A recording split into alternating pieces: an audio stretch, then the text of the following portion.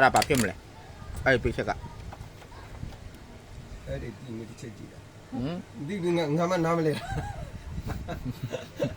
ခုနကဘရူဘရူဖြစ်နေဆန်ခဲ့ရ